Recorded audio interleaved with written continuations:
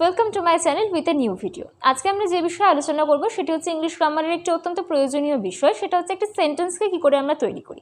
একটা সেন্টেন্স কি শুধুই কয়েকটি ওয়ার্ড পাশাপাশি বসলে তৈরি হয়ে যায়, বা ইংলিশে যখন আমরা একটি সেন্টেন্স লিখি বা ইংরেজিতে যখন কোনো কথা বলি বা কোনো রাইটিং অ্যান্সার যে কোনো জায়গাতে একটি ইংরেজি সেন্টেন্সকে যখন আমরা ফর্ম করি সেটাকে আমরা কী করে এক্সিকিউট করি, তার কি কোনো নির্দিষ্ট নিয়ম আছে, বা যেমন তেমন করে বসালেই হয়ে যায়, কিংবা কী নিয়মে সেটাকে আমরা প্রপারলি এক্সিকিউট করতে পারি এবং কী নিয়ম মেনটেন করলে বড় থেকে বড় ইংলিশ সেন্টেন্স আমরা ইজিলি ক্রিয়েট করতে পারবো, বা যে কোনো বড় থেকে বড় ট্রান্সলেশন আমরা ইজিলি করতে পারবো ইংলিশে। সেই সমস্ত কিছুর পিছনে কিন্তু মাত্র একটা নিয়ম আছে। সেই নিয়মটাকেই আজকে আমরা এই ভিডিওতে আলোচনা করব যে সেই নিয়ম, যে নিয়মের উপর ভিত্তি করে কিন্তু বড় বড় সেন্টেন্স খুব ইজিলি আমরা ইংলিশে লিখতে পারি বা বলতে পারি, অথবা লেখা থাকলে সেটাকে পড়ে আমরা বুঝতে পারি। সেই নিয়মটাকে জানার আগে আমরা একটু সংক্ষেপে জেনে নেব যে সেন্টেন্স বলতে আমরা কী বুঝি। একটি ইংরেজিতে বাক্য বা সেন্টেন্সের ঠিক এক্স্যাক্ট ডেফিনেশনটা কি, এক্স্যাক্টলি সেন্টেন্স বলতে আমরা কী বুঝি।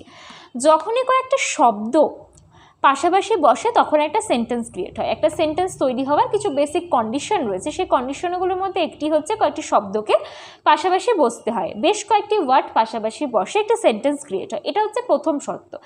দ্বিতীয়ত, শব্দগুলি পাশাপাশি বসলে কিন্তু একটি সেন্টেন্স ফর্ম করে না।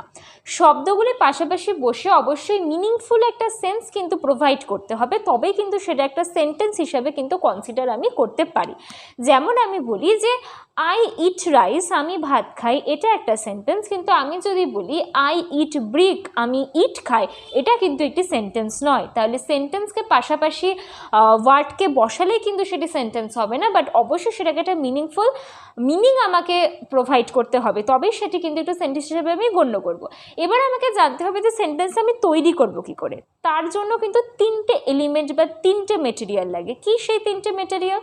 প্রথমত হচ্ছে সাবজেক্ট, দ্বিতীয়ত ভার্ব, তারপরে আসে আমাদের অবজেক্ট। ব্যাস, এই সাবজেক্ট, ভার্ব অ্যান্ড অবজেক্ট, এই তিনটার কনসেপ্টকে যদি আমি রাখতে পারি, যে এই তিনটার ডেফিনেশন কি, এই তিনটার কনসেপ্ট কি, কোনটাকে সাবজেক্ট বলবো কোনটাকে অবজেক্ট বলবো, সাবজেক্ট আর অবজেক্টের মধ্যে পার্থক্য কি, ভার্বের রোল কি একটা সেন্টেন্স, এই সমস্ত বিষয়গুলোকে যদি একটু ছোট্ট করে মনে রাখতে পারি, তাহলে যত বড়ই সেন্টেন্স হোক না কেন আমি ইজিলি ট্রান্সলেট করতে পারবো, যত বড়ই বাক্য হোক না কেন সেটাকে আমি ইংরেজিতে অনায়াসে আমি লিখতে পারবো বা বলতে পারবো। তাহলে আমাকে প্রথমে জানতে হবে সাবজেক্ট কি। সাবজেক্ট কাকে বলে?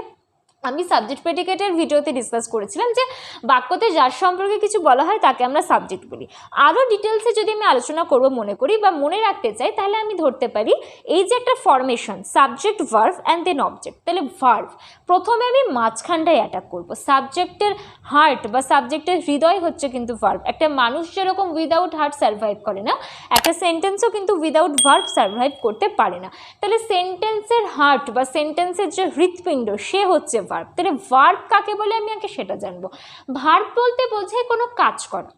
যে সমস্ত শব্দগুলো কোনো কাজ করা বোঝায় তাকেই আমরা ভার্ব বলি। সেটা হওয়া বোঝাতে পারে, সেটা থাকে বোঝাতে পারে, সেটা স্নান করা বোঝাতে পারে, সেটা ঘুমানো বোঝাতে পারে।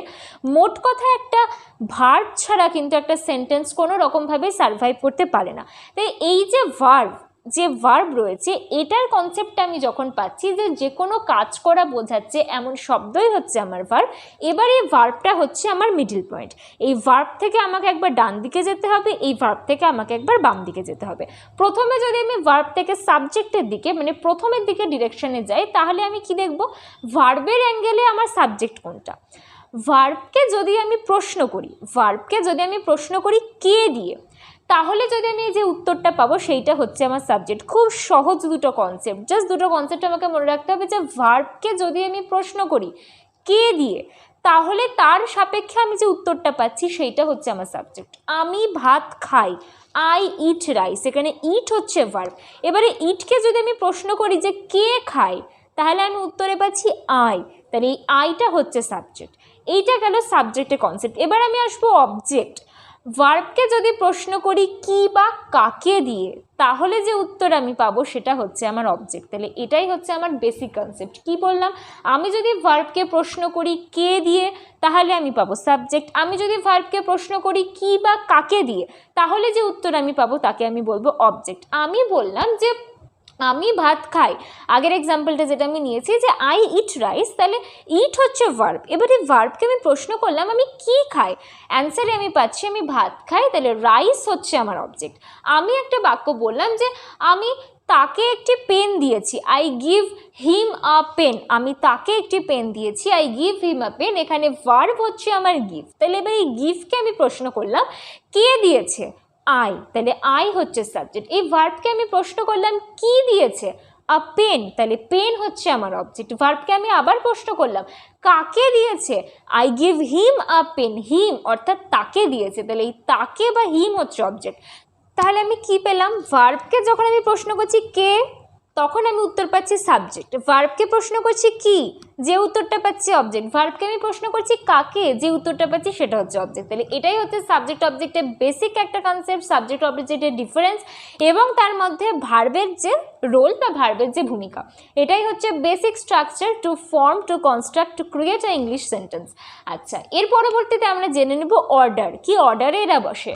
প্রথমে আসে সাবজেক্ট, তারপর আসে ভার্ব, তারপর আসে অবজেক্ট, এবং বাদবাকি যা কিছু রেস্ট ইনফরমেশন বা বাদবাকি তথ্য যা থাকবে সেই সমস্ত কিছু বাক্যে ডান দিক থেকে বাম দিকে বসতে থাকবে একটা প্রিপোজিশন, কনজাংশন বা কোনো না কোনো লিঙ্কার দ্বারা যুক্ত হতে হতে। সেটাকে যখন পরবর্তীতে ইংলিশ গ্রামারকে আমরা আরও ডিটেলসে জানবো তখন আমরা আরও ভালোভাবে আলোচনা করব। কিন্তু আমরা যদি মনে করি শুরুতে ছোট্ট ছোট্ট করে ধীরে ধীরে বড় বড় ইংলিশ সেন্টেন্সকে ক্রিয়েট করব, তাহলে আমাকে শুধুমাত্র এই ফর্মুলাটা মনে রাখতে হবে, subject plus verb plus object, সংক্ষেপে যেটাকে আমরা বলি SVO, subject verb and object. তাহলে এভাবে আমরা নানা রকমের সেন্টেন্স বানাতে পারি। আমরা বলতে পারি the mangoes are sweet, they are coming, they are কামিংয়ে অবজেক্ট নেই। আমরা নানা রকমের সেন্টেন্স এমনও পাবো যেখানে সাবজেক্ট পাবো না বা অবজেক্ট পাবো না। সাপোজ আমি বললাম যে বি সাইলেন্ট, বা আমি বললাম ওপেন দ্য ডোর, এখানে আমি ওপেন ভার্ব পাচ্ছি, দ্য ডোর অবজেক্ট পাচ্ছি, কি খুলবো, জানলাটি খুলবো, কিন্তু সাবজেক্ট এখানে উজ্জ্ব রয়েছে। তাই এরকম নানা রকমভাবে SVO এই ফর্মুলাটাকে মেনটেন করে কিন্তু আমরা নানাভাবে সেন্টেন্স ক্রিয়েট করতে পারি, এবং এটাই হচ্ছে ইংলিশের সেন্টেন্স ফর্ম করার one and only basic rules. So I hope all of you like this video. যদি চ্যানেলটি ভালো লেগে থাকে, ভিডিওটি ভালো লেগে থাকে, তাহলে অবশ্যই লাইক অ্যান্ড শেয়ার করে সঙ্গে থেকে এবং চ্যানেলটি সাবস্ক্রাইব করতে ভুলুন না। Thank you for watching.